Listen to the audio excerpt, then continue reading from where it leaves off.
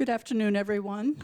My name is Sid Melcher. I'm Executive Director of the World Affairs Council of Western Massachusetts, and I'd like to welcome you here this afternoon for our program. We want to thank NAI Plotkin and 1350 Main Street, which is lets us use this wonderful meeting space as well as office space in this building. I also want to encourage you, if you are not a member of the World Affairs Council, to please consider becoming one. There's a flyer over there.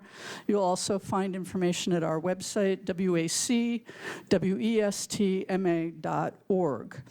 Our next event, I'm sorry I don't have a flyer with me, but you can find it on our website, will be on March 21st, when we will be hosting a luncheon at the Student Prince featuring former CNN Beijing Bureau Chief Mike Chinoy, who will be speaking to us about a new book he has coming out about American journalists covering the Republic of China.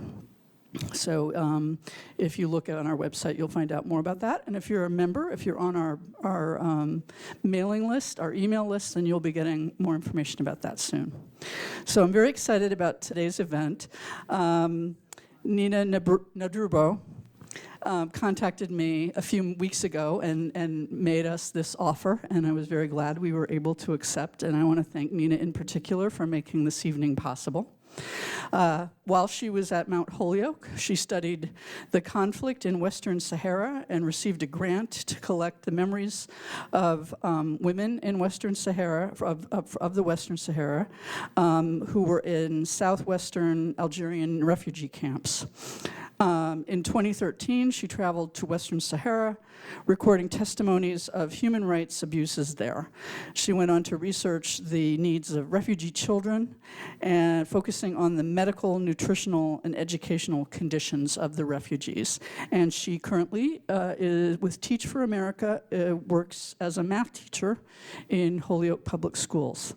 So I'm going to turn things over to Nina, and she will lead us in our event today. Thank you so much, Ms. Sid Melcher. It's an honor to be here with Mr. Said, and I'm very grateful that you, Mr. Said, are here so you can share your background and your knowledge with us.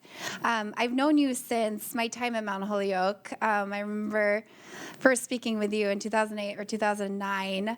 So it's just absolutely wonderful to be able to interview you here for the first time. So let's jump right into it. I'd love to hear from you, Mr. Said. You were a representative for the people of Western Sahara to the African Union and to the United Nations. Since 1990, you have served as the Saharawi ambassador to the United States. Can you say a bit more about your involvement with this conflict? Okay, thank you very much, Nina. And first, let me thank the World Affairs Council for hosting this event, and in particular, Cynthia Melcher, for the Executive Director, for having this event here. And being in Massachusetts, Massachusetts has a special place in the heart of the Sahrawis for an important reason. The issue of the Western Sahara was introduced in the political world here in the United States through a great man, Senator Ted Kennedy. He was the champion of this issue since '89, that he introduced this issue, until in fact, just a few months before he passed away, he wrote a letter to President Obama just to remind him about Western Sahara. So that was how committed he was to Western Sahara. And I had the privilege and the honor of having very close relation with him, and to me, he was like the person of reference to me.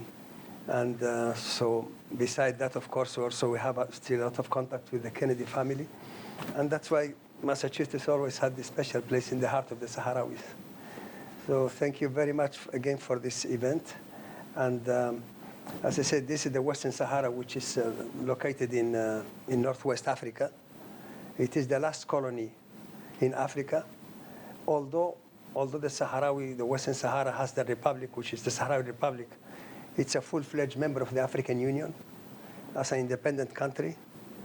So it's in a situation where an African country has invaded another country. So part of our territory is occupied by Morocco in violation of the international law, in violation of the African Union Charter, and in violation of the United Nations Charter.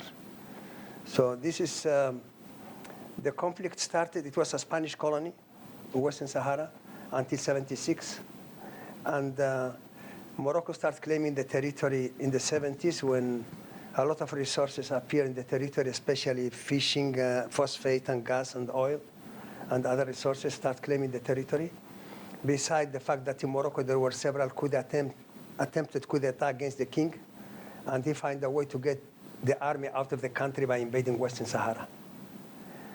And unfortunately, it has been a tradition for Morocco, this policy of expansionism. For instance, Mauritania, which is our neighbor to the south, declared its independence in 1960. And Morocco refused to recognize in 1969, claiming that Mauritania is part of Morocco. Algeria became independent in 1962 after a very tough war against the French, liberation war against the French.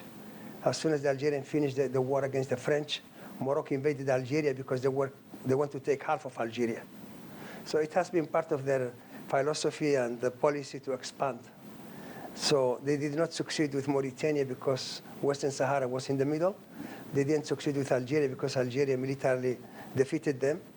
And, but in 1975, at the time when there was a vacuum of power in Spain, the United States, at that time during the Cold War, they made an agreement with Spain and with Morocco to have Morocco take part of Western Sahara and the other part give it to Mauritania.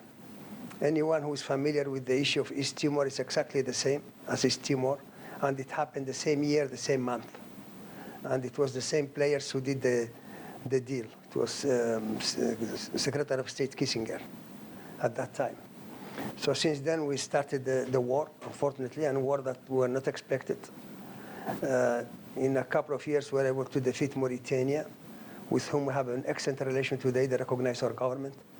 And we're still with the war with Morocco. And this is where that war has been from 75 until 91, where we had a ceasefire. During 30 years, we had a ceasefire in 91 because the United Nations, they promised a referendum, which did not take place. And we had to resume the war on November 13, 2021. Sorry for the long introduction. Yeah. Thank you. Thank you for sharing your knowledge. Can you say a bit more about what the international response to this conflict has been? I think at that time, in the early days of the conflict, the strongest response came from Africa. Because if you look at the map of Africa, it seems that they were done with, with the rulers, just the borders were tribes divided and so on. So the issue of the border is very sensitive in Africa. And therefore, the cardinal point, the most important point in the African Charter is to respect the borders that were left by the colonial powers, because otherwise we'll be in a mess. So that's why the strongest response came from the African Union, denying the Moroccan right on Western Sahara. Besides that, of course, in November 1976, we had a clear ruling from the International Court of Justice denying Morocco any right on Western Sahara. It says that Morocco has no right. It's in the website of the International Court of Justice, November 75, the case of Western Sahara. And it says that the people of Western Sahara are entitled to freely choose their destiny through a free and fair referendum.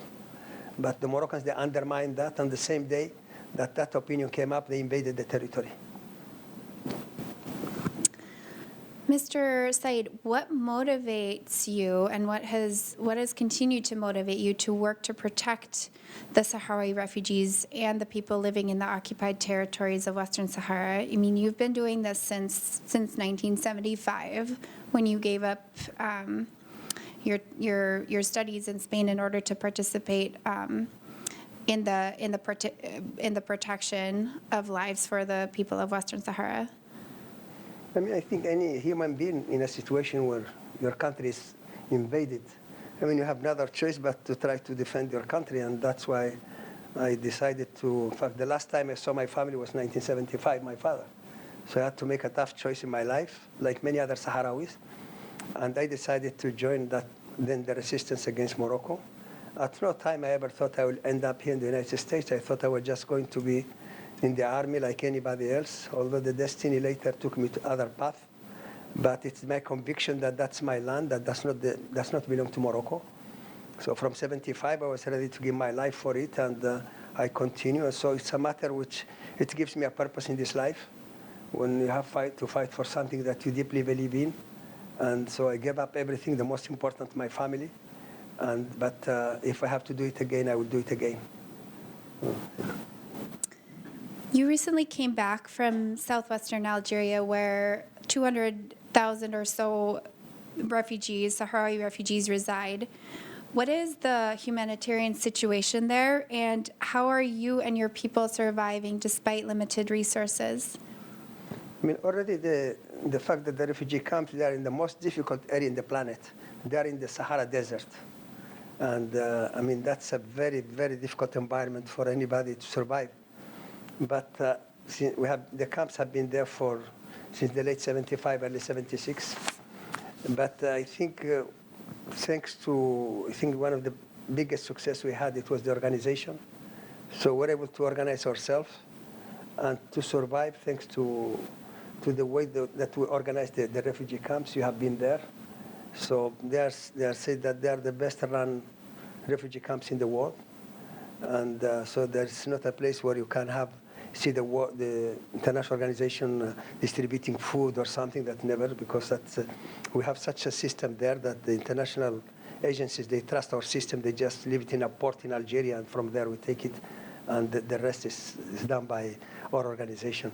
So the environment is a very, very difficult environment, but sometimes, this is a challenge we had to face, and fortunately we're able to overcome some very, very difficult moments. And right now the situation is, from the humanitarian point of view, is because we get a lot of assistance from abroad, but unfortunately with the conflicts going on in Ukraine and other places, they tend to forget conflicts like the Western Sahara. Can you tell us about the education in the Sahrawi refugee camps?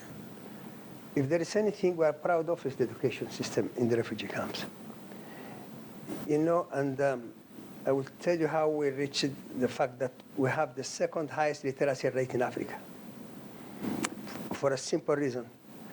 When we started the war, we knew that we're going to make mistakes, but we thought we should make new mistakes. We should learn from others that went through the same experience than us, and don't repeat their mistakes.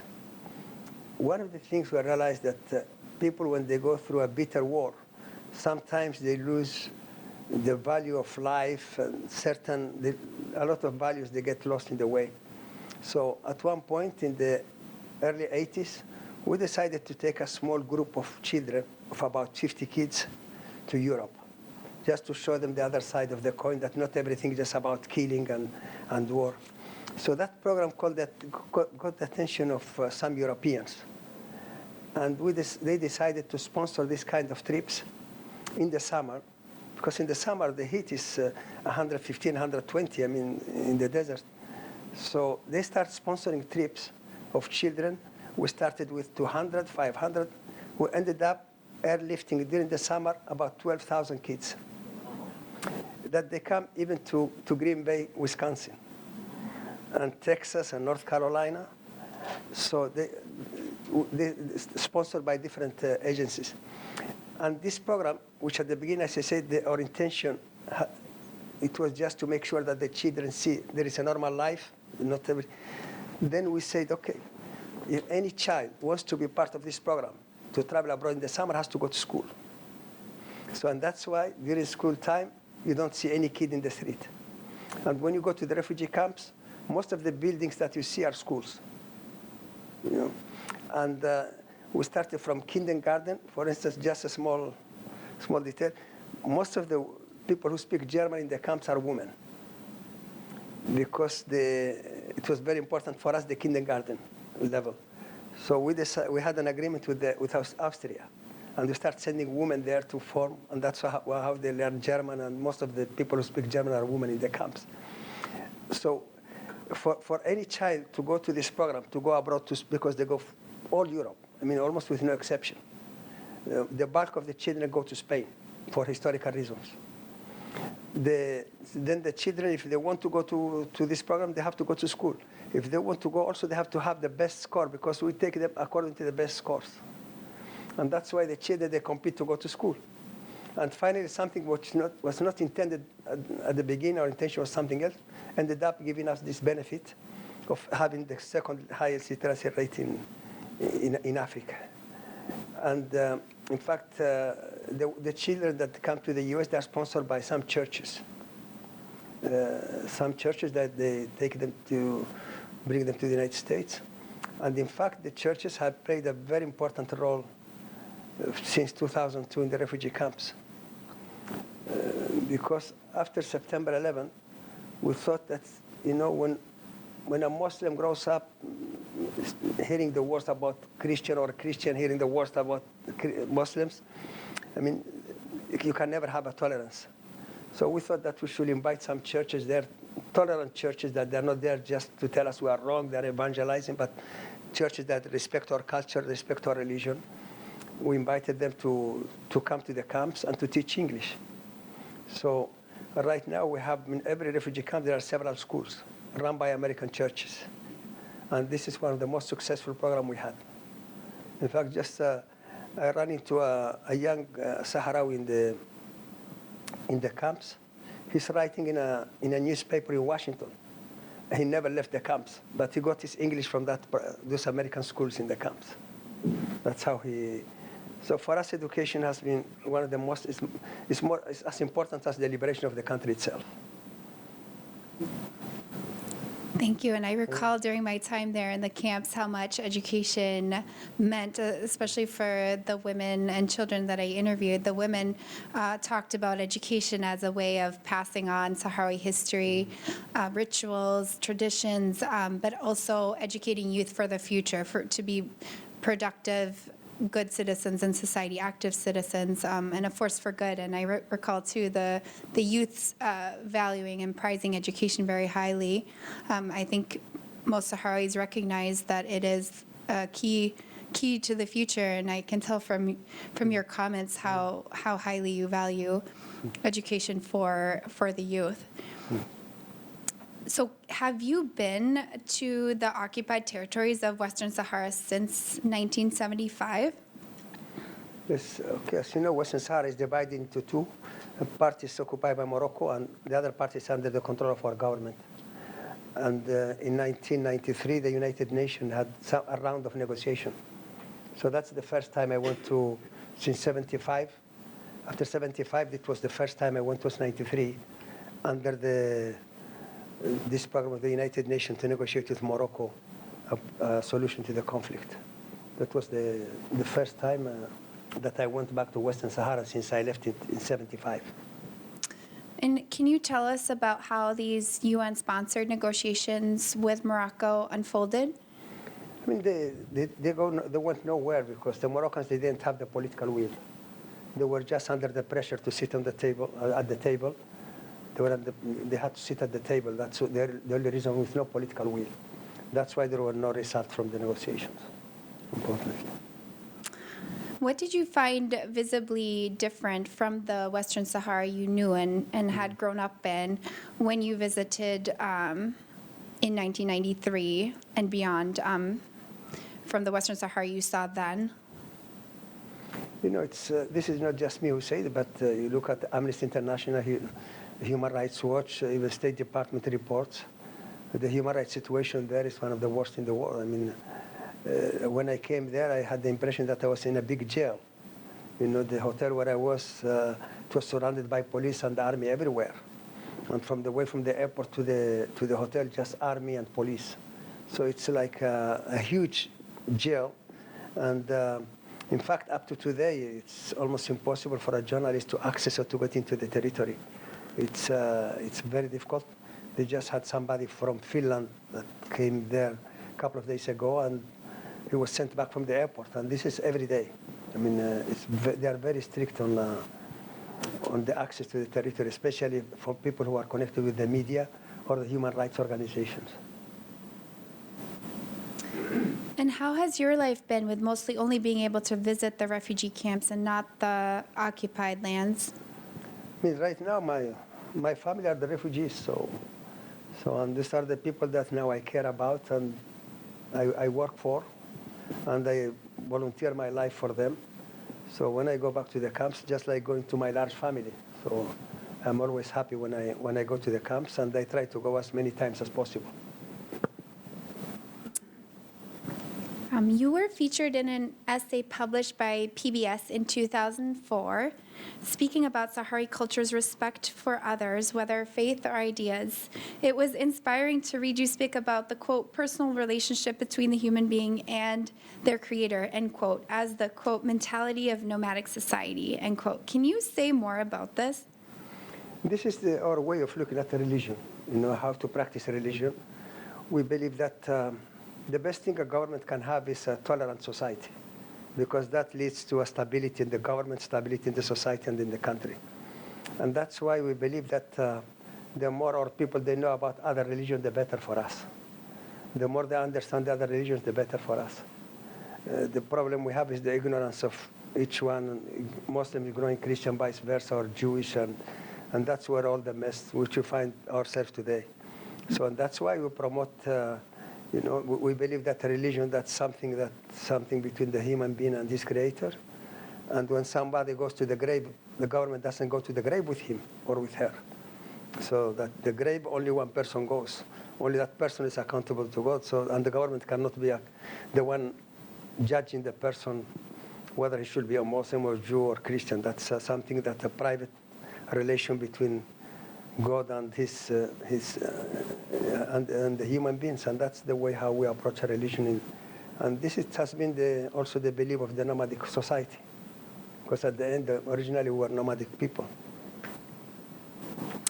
The article also speaks about Saharawi society moving increasingly away from tribal loyalties. What precipitated this? Yeah, just like the rest of Africa. As you know, all Africa, they're just tribes from the south to the north. I mean, this is from east to west. There is no exception in Africa where there are no tribes. But the fact that the Western Sahara was invaded, we realized that it wasn't a tribe that was invaded, it was the whole entity of the Saharawi that was invaded. So therefore, it was very easy to get rid of the concept of tribe and substitute the tribe with the nation and the entity of the state. Because we have to survive not as tribes, but as an entity, and that's one tribe, one nation. So that's why the tribe issue is not anymore an act, something important as used to be traditionally. So let's talk more about recent political developments with the Western Sahara. So what is the human rights situation in the occupied territories? I mean, the latest reports you read on the Amnesty International, Human Rights, and Freedom House, I mean, the situation is very, very, very difficult. And it has been there since '75. It's just getting worse. Especially now with the new social media and so on. So they try to control the Facebook and the WhatsApp. So they have all these means that this technology that the Moroccan police is using. That's a way of trying to keep an eye on the human rights activists in particular. So, and when it comes to human rights, that's the last place you can find human rights respect. And how are children and young people, as well as women, affected? I mean, it's a very difficult environment. I mean, it's affected when it comes to the education. The problem we have right now is the lack of education in the occupied territories. And the other thing what the Moroccans did, Morocco is the biggest exporter of hashish, which is this drug. They are the #1 in the world. And that's something we never knew in the Sahrawis or the neighbor, even Algeria, Mauritania never knew. But the Moroccans have been injecting this into our society, these drugs, especially in the Sahrawi youth. And this is, it's affecting too much the society and the future of the people in the occupied territory. I recall many youth and activists that I spoke with when I was there in 2013 sharing harrowing stories of human rights violations committed against them. One child, for example, showed me their broken teeth, missing teeth from being beaten by Moroccan police. Abu Bakr, a 15-year-old that I spoke with, described his encounter with police after participating in a protest. He says, quote, "The police forced me into the car, tied a band around my eyes, and started to beat me. They then asked me who had beaten me and played mind games with me. They removed the band from my eyes, threatened me with rape. They did this physically. I started to cry, 'Mother, mother.' They brought me a flag of the Polisario Front. They put it on the floor and forced me to stomp on it. I didn't want to, but they started beating me again, and I couldn't handle it. While I was standing on the flag, the police took a picture of me. They tried to make me laugh against my will. When I sought to leave the room, the police took hold of the belt of my jeans and hit me with it. When I was taken back to my room, they threatened me with an electric shock. Then some policemen held me against the wall and beat me." So this is just one of many people that I interviewed and talked with, and I'm sure that these are stories that you hear about every day. How do you feel in thinking about and hearing about how your people are treated daily? I mean, experiencing these threats to their safety. Yeah, as I said, the human rights organization, they are very active. Unfortunately, the U.S. administration, as an administration, they never really worked hard on this issue. In fact, they just try to look at the other side. While in Europe, there have been a lot of concern expressed by most governments about the human rights situation there. But this is, the problem. We are not occupied by a democracy. We are occupied by a country in which it's run by an absolute monarch. I mean, he's like the sun monarch, like le roi soleil, like they used to say. I mean, he's the one. He can decide on the fate of the government, of the parliament. I mean, he decides on anything in the country. So it's a real dictatorship. So it's very bad to be under the occupation of a dictatorship. You are quoted in an article by Cambridge University Press from 2021 titled, "The United States Recognizes Moroccan Sovereignty Over Western Sahara." It reads, quote, "Mouloud Said, the Polisario Front's representative to the U.S., expressed hope that the Biden administration will reverse Trump's decision to recognize Morocco's claim to the Western Sahara," end quote. You were also quoted saying this in a New Yorker magazine article that same year. You make an important comment about the U.S. changing its course in its foreign policy. Do you still have this hope that Biden will reverse the policy?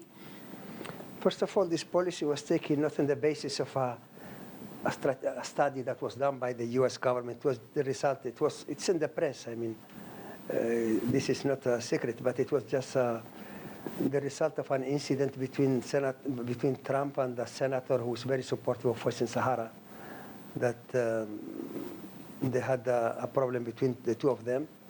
And in response, Mr. Trump decided to support Morocco in Western Sahara. So it's not something that the administration or even the rest of the administration wasn't aware of the decision. It was just a tweet. The first tweet was insulting Senator Inhofe from Oklahoma, and the second tweet was supporting Morocco, just because he had a problem with the senator. I mean, that was President Trump. So it wasn't really a decision taken by the administration after a study or a strategic study or decision. It was just Trump decided to put it in a tweet. And it's true that the new administration is not following up on the commitment that Trump did to Morocco. And this administration is working very closely with the United Nations to try to find a solution. But we just hope that the U.S. efforts will be done not in a biased way. Have you seen any progress by the Biden administration to change course? Yeah, we had a lot of contact with the U.S., with the Biden administration, both State Department and with other levels also. We have been we had many contacts, and we know that they're trying to work on this issue. But as I said, they have to be fair and they have to be honest brokers to really find the solution that respects international legality and the right of the people to self-determination. Because after all, what we're asking for is not to take a position against Morocco. What we're asking is to give an opportunity to the people of Western Sahara to have a vote, to choose their destiny. If they vote for Morocco, we'll accept it. If they vote to be free, Morocco should accept it. But it's just a matter of logic. And the Moroccans, they know that there are no people who are going to vote for occupation. And that's the reason why we didn't have the referendum since '75. Thank you for describing that. You appeared on Democracy Now! With Amy Goodman in 2009, while a prominent Saharawi human rights advocate, Aminatu Haidar, was on hunger strike. She was not allowed to get back into the occupied territories where she resides, and so went on hunger strike in the Canary Islands for a month after a trip to the United States. This was a year after she received the Robert F. Kennedy Award for Human Rights and the Civil Courage Award in New York. Could you say more about what happened? This lady is, she's a lady that for 4 years she was given for disappeared. She was given for disappeared for 4 years. And at the end, they find out that she was for 4 years blindfolded in a basement, the Moroccan security, one of the Moroccan security prisons. Of course, when she came out after 4 years with eye blind, she almost couldn't see. And that she was awarded the prize by the Robert F. Kennedy Human Rights Award. And in New York, she was given the Courage Civil Award. So when she returned to Western Sahara, the Moroccans, they give these forms for entrance, to control the people. So she filled the form, and when she put the address, she didn't put Moroccan Sahara. She just put Western Sahara. At the Moroccan, she had a Moroccan passport at the airport in El Ayoun in the occupied territory. So they told her, no, you have to write Morocco or you don't get in, although she had a Moroccan passport. And they put her in a plane back to Spain when she's not a Spaniard. So for a month, she went on a hunger strike. She received a lot of support, even from members of the U.S. Congress, U.S. Senate, from the U.S. administration was very active at that time. And later she was, after a hunger strike of a month, she almost passed away. She went back to El Ayoun. So that's how the Moroccans operate. Although she had a Moroccan passport, and they didn't let her into the territory. So can you say more about what Gedemi Zik was from 2010? Some people refer to it as the beginning of the Arab Spring. Yeah, there was a piece in the New York Times where it's saying that it was the beginning of the Arab Spring. That was about close to 30,000 people in Western Sahara. They are from the occupied capital of Western Sahara. They set up a camp about 20 kilometers from the capital to protest for the Moroccan presence against the occupation and so on. And suddenly, one day in the morning, they start having all these helicopters on top of the camp, and they were throwing them with hot water, and also they putting on fire the tents. And they dismantled it in a very wild manner. And in fact, the leadership of that camp, it was a very peaceful. There are no arms there, nothing. The leadership of that camp, the organizers, right now they're in jail. Some of them, they have life sentence just for organizing a peaceful camp. And first they were taken to a military court.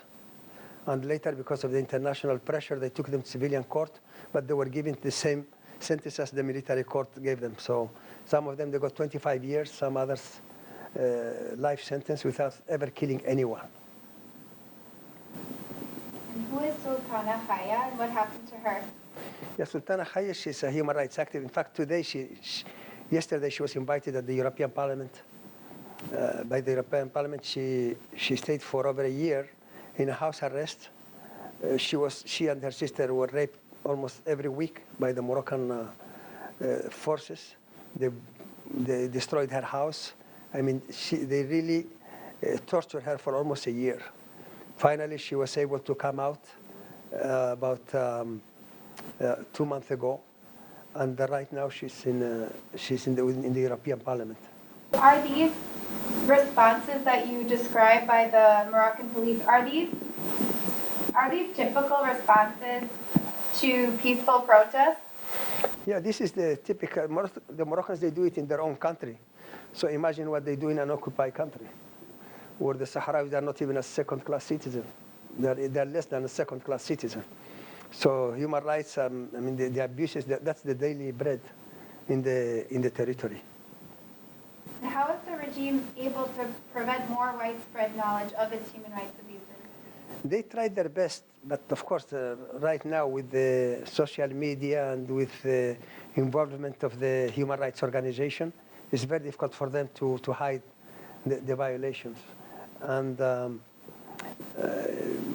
almost every 2 or 3 months there is reports by one human rights or another human rights organization on this issue.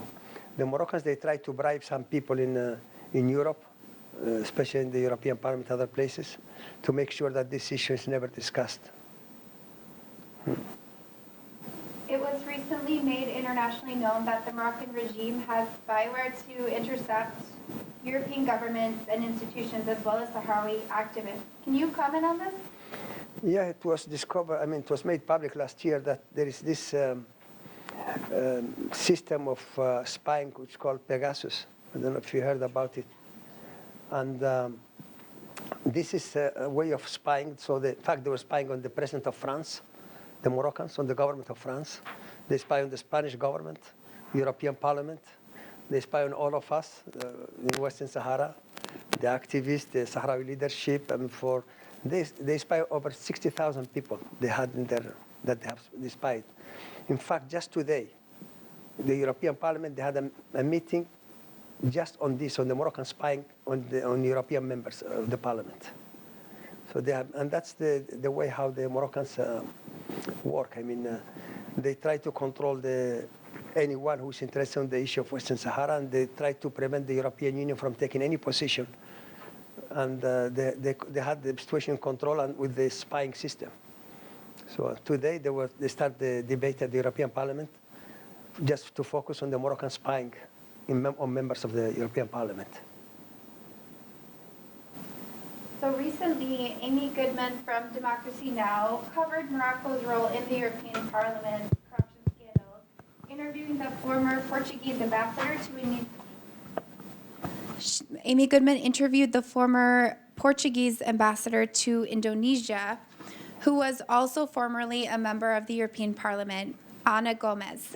Goodman put it to Gomez as follows, quote, speaking of 1975 and Morocco's illegal occupation of Western Sahara, Ana Gomez, that was the same year that Indonesia invaded East Timor, killing a third of the population, one of the worst genocides in the late 20th century.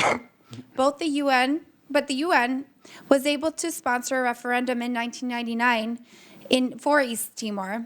The people overwhelmingly voted for their freedom, and Timor-Leste, East Timor, is now an independent nation. Why has the course of Western Sahara been so different, and is this bribery of European officials a part of that? End quote. Gomez responded, as a diplomat who has worked a lot on the East Timor liberation case, when I entered the European Parliament in 2004, I was absolutely flabbergasted to see the European Union people were treating Sahara as if it didn't exist, as if it was part of Morocco. And it's as if international law, namely the right to self-determination, would not exist. And I started protesting, and I was often overruled, so to say, because we should not deny the interests of these big states, end quote. Mr. Said, Gomez said she was often overruled in the European Parliament so as not to deny the interests of big states. Do you have comments on the revelations of corruption by the Moroccan government in the European Parliament?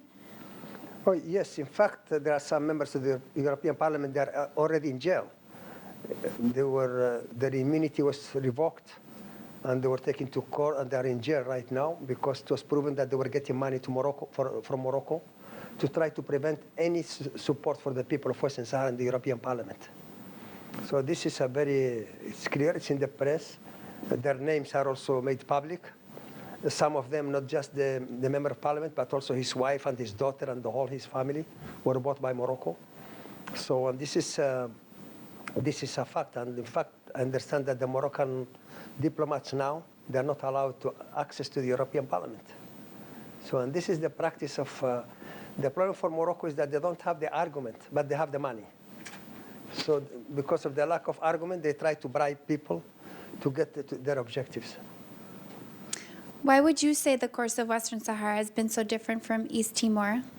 Yeah, East Timor, I have been in East Timor a few years ago, and it's people that we have very close to our heart because we fought together, we were struggling together. But the difference we have is that they were Portuguese colony, but unfortunately, we were Spanish colony. The Portuguese were able to rally behind them all the European Union to support the independence of East Timor. And also at the United Nations, they were able to force the United Nations to be more advocate and more supportive of the self-determination and independence of East Timor. Why in our case, unfortunately, Spain probably is the worst decolonizer in the history. They never colonized a place and left it in accordance with the law. They always left a mess behind them, unfortunately. So, and that's why in Spain right now, they have, in fact, right now, it seems that because of the president of Spain, it seems that the Moroccans, they got a lot of information through his phone, through the spying and so on. Now he's giving up on any Moroccan, whatever Moroccan asks him, he will just do it. So, and this is the main issue now in the Moroccan and the Spanish press today, and this week and the week before, is just how shameful is the position of Spain on Western Sahara. And most of the journalists, they say that's because the spying on that the Moroccans, they have a lot secrets from the president of Spain because of this Pegasus and this spying activities. See, I'd like now to ask you about the people in the refugee camps. I want to open it up to the floor for questions to the audience. And I just want to comment about the time that I had in the camps, and I'm sure you can speak to this, the longing the Sahrawis have and the deep psychological connection that they have with their homeland. I was very fortunate to have met these Sahrawi refugees and women who welcomed me into their tents while opening up their paths to me. They would share perfumes and dates and be very hospitable and kind. They told me of the Bedouin society prior to their displacement. They recalled the strafing and bombing they suffered crossing over the desert into southwestern Algeria. And what really struck me was this continual recollection of their homeland that would keep coming up in the conversations and the interviews. Fatimetu, in her final comments during the interview, summarizes the faith Sahrawis have in their dignity and rights. She says, those circumstances we have considered go very deep. The feeling when someone misses their land and others are stealing their resources, and when there is no kind of protection for the human rights, no meaning given to their dignity. I consider it a principle of Sahrawis to go back in dignity and be liberated, from the child to the woman and to all the adults. And we have strong hope, very strong hope. Do you share this hope, Mr. Said? Well, of course. Hope is the last thing we'll lose. I mean, this is, I think, we'll keep it until the end. And it's very important for us, for the people to keep connected to the land. There are some generations that they were born in the refugee camps, but still they're as connected to the land as I'm connected or anybody who was born there. Thank you so much, Mr. Said, and thank you all of you in the audience for being here today. And a special thanks to the World Affairs Council and Miss Cynthia Melcher for hosting Mr. Said. And also, thank you for the opportunity to be here and interview him. And it's by knowledge of this conflict that any change can happen for future generations. So it matters a lot that you're here. I'd like to open the floor to questions. Thank you very much. Hello, thank you so much for being here and for exposing Western Massachusetts and the Pioneer Valley to these issues. I had a question in regards to the Abrahamic Accords and what seems to be the process of normalization between Morocco and Israel. And it seems that one aspect of this process may be a kind of quid pro quo recognition of occupation for occupation. I'm wondering if you have any thoughts on this issue and how you see this process unfolding, particularly as the aspiration, I think, for many of the Abraham Accords was this would put pressure on Arab states to support some of their brothers and sisters in their quest for independence, but it doesn't seem to quite have turned out that way. Thank you very much. It's a very good question, and also the timing of the questions couldn't be any better, because the issue of the Abraham Accords now it's a topic in the Middle East and North Africa. And definitely, when human beings become an object that you can sell, you can bargain, you can make a transaction with the life of human beings.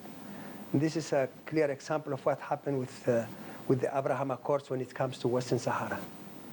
They said, Morocco, they say, okay, you recognize Western Sahara as part of Morocco, I recognize Israel as a state. That's as simple as that. In a very cold-blooded transaction. We know this is not going to change anything on the nature of the conflict itself, because the conflict is going to be there with the Abraham Accords or without the Abraham Accords. It's not going to change anything. They're just like the aspirin that maybe the headaches will go today, but will come back tomorrow after tomorrow. So this is not something that is going to affect our struggle or the nature of our issue, of our cause. So, and that's, as I said, this is just a cold-blooded transaction that was done without taking into consideration the life of people. Unfortunately, this is how some countries operate. And of course, what opened the door for the Abraham Accord in Morocco, it was this incident between Trump and a senator who was very close to Western Sahara. And this is, in fact, the first one who brought up this issue of the problem between the senator and Trump was the Israeli press itself. If it wasn't that incident, there will be no agreement between Morocco and Israel today. Hi. I understand that part of the issue is self-determination, but what is the fight, other than self-determination, what is the fight all about? When we look at what's happening in the Ukraine, Russia has this vision of an expanding Russia and reinventing the Russian Empire, but what other than the issue of self-determination is fueling this conflict? Yeah. Thank you very much for the question. I think when you speak about empire, the problem we have in Morocco is that Moroccans, they want to revive an empire that never existed in Morocco. The Moroccan, they believe that their border goes all the way to Senegal, which includes Mauritania and Timbuktu in Mali, and the west of Algeria and Western Sahara. So that's, in fact, when in some of their official maps, does not exist Mauritania, Algeria, or Western Sahara, or north of Mali, where Timbuktu is. So this has been the dream of the king. And it is just another occupation. We don't understand. Sometimes they're speaking about occupation in Ukraine. It's occupation in Ukraine, but it's not occupation when it comes to some other places. This is the double standard, unfortunately, when it comes. If you are in the third world, Africa, or somewhere else, that's not occupation. But when it's in Europe, it's occupation double. So this is the problem we have in the double standard that we have, especially in the West, when it comes to Western Sahara. And this is an issue more than self-determination. This is an issue of sovereignty, because the Moroccans are claiming a land and occupying a part of a land that does not belong to them. So the United Nations, they find as a solution, there is a resolution which is 1514, which provides for self-determination to all former colonial people. And we are under that chapter. So and nothing can change it. Whether it's the Abraham Accords or any other thing cannot change it. Yeah. And unfortunately, the United Nations, they made a commitment to have a referendum, because in 1991, the Moroccans were on the brink of losing the war militarily. So they are the one who asked for a ceasefire and accepted a referendum. on self-determination. So once we had the ceasefire, with the complicity of the United States and France, they start moving away from the referendum and just trying to keep the ceasefire. And they kept that for 30 years. Until November 13, 2021, we thought it was too much. We decided to break away from the ceasefire because the Moroccans, they crossed one of the limits, that the terms of ceasefire, and we decided just to go back to war. And right now, we are in the middle of we already started the resumption of the war. You mentioned earlier that there were a lot of natural resources in the part of the occupied area of the Western Sahara.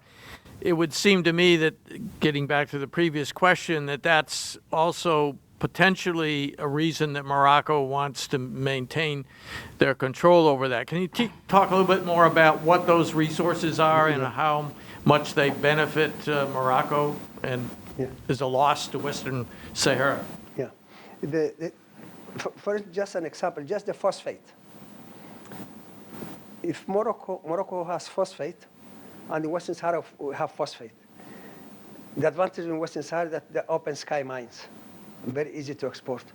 But if Morocco has the phosphate of Western Sahara, it will become almost the monopoly of phosphate in the world. I mean, it will have about 70% of the phosphate in the world. And I'm leaving aside the fishing. I'm not speaking about the fishing, about the gas, about many other resources. But there is the European Court of Justice made a ruling which makes it forbidden for European countries to sign an agreement with Morocco on Western Sahara resources, because they said Western Sahara is not part of Morocco. And right now, that is the last decision taken by the European Union. But nevertheless, the Moroccans still stealing phosphate and fishing from Western Sahara. Sometimes this shipment, they are caught in their way to their destination by some countries that they respect international, and they are seized. I think the last one, was South Africa, who caught a shipment of phosphate that was intended for New Zealand. Of course, but the South African court, they said that phosphate, it was stolen from Western Sahara, and they took the shipment, the South African government. And it happened also with some other governments, because it's illegal. But the resources, has a lot to play in this conflict. Although we told to the Moroccans, if we become independent, we can share the resources there. There are many things we can help you with the resources, and but that's a big motivation also for the Moroccans. I'm just wondering if you can tell us a little bit about what you imagine a path to self-determination for Western Sahara might look like. Do you think it's going to come from, particular kinds of international pressure? Is it going to? I guess I'm curious about what your hope is, or your sense of what's maybe the most likely pathway for the success of self-determination. Our hope is that it will come as a result of international pressure. That's our hope. And that will be the ideal. We hope it will not be like last time when the Moroccans accepted it, because it was the military pressure on Morocco. In 1991, the Moroccans accepted the ceasefire because they could not sustain the war anymore. So probably a combination of both could lead to self-determination. But preferably, it should be the international pressure.